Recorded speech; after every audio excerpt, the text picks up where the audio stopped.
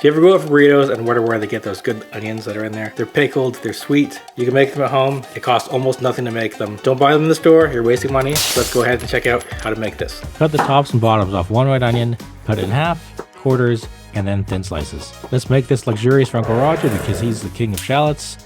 He says white onions are for poor people, so let's level it up a bit here. So cut off the ends and cut a little slit to peel these because they're kind of small and they're a bit tricky and they're slippery. So just jam your thumbs in there and peel off the outer layer. Sometimes they just jump off your cutting board. Shallots are small and finicky, so just slice them into rings, keep it easy, and try not to cut yourself. When you're done, you're going to have this giant mountain of onion rings.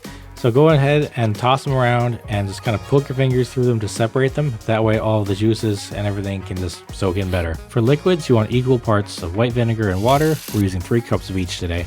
For sodium, I'm using 3 teaspoons of Himalayan pink salt, but you can use your favorite kind. I like my onions on the sweeter side, so we're using 3 tablespoons of white sugar. We're separating the onions into 2 glass containers. That way it stays fresh longer and saves more space in your fridge.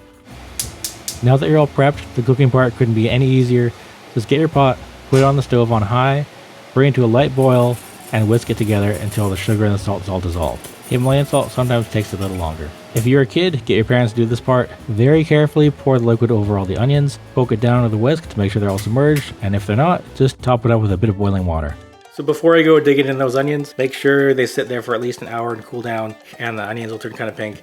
I just used mostly shallots and 1 white onion today. Keep in mind this is a quick pickle. You can keep this in the fridge for about 2 weeks. This isn't like canning, and canning involves sterilization and stuff like that. You don't want to leave this on your shelf for like a month. You'll get botulism and die, so don't do that. Be healthy. So that's it for this video. We'll see you in the next one. Bye-bye. Did you know that pickled onions are the perfect topping for a pulled pork sandwich? Check out my video where I make pulled pork in the Instant Pot with Sichuan peppercorns.